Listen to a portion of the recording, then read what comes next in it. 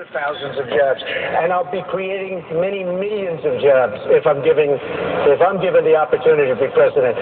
As far as Mark is concerned, as far as the visas are concerned, if we need people, it's fine.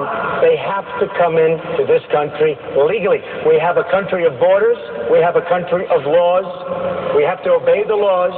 It's fine if they come in, but they have to come in legally. Thank you, sir. That was mentioned in your question. You get 30 seconds. Yeah. Well, I've learned the rules on this. Look, in addition to what Donald is saying, we also need to talk about the legal immigration system for permanent residency. Today we have a legal immigration system for permanent residency that is largely based on whether or not you have a relative living here. And that's the way my parents came legally in 1956. But in 2015, we have a very different economy.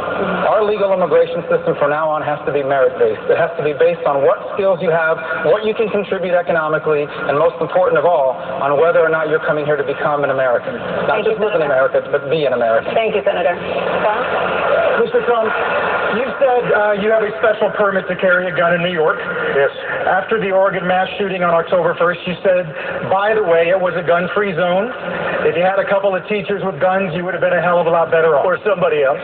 Right. Would you feel more comfortable if your employees brought guns to work?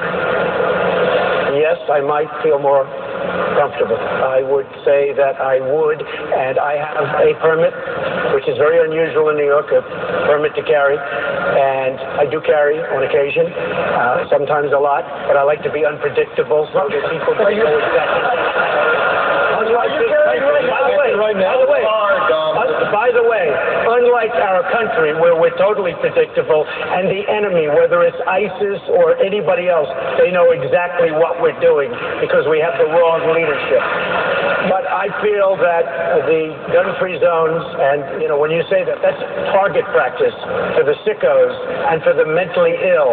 That's target. They look around the gun-free zones. We could give you another example. The Marines, the Army, these wonderful 6 soldiers that were killed. 2 of them were among the most highly dexterous. They weren't allowed on a military base to have guns, and somebody walked in and shot them, killed them.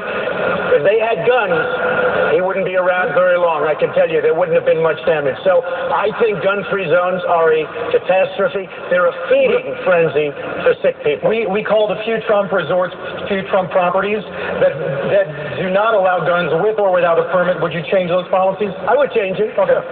I would change it. All right. Thank you. John? Governor Huckabee, you've written about the huge divide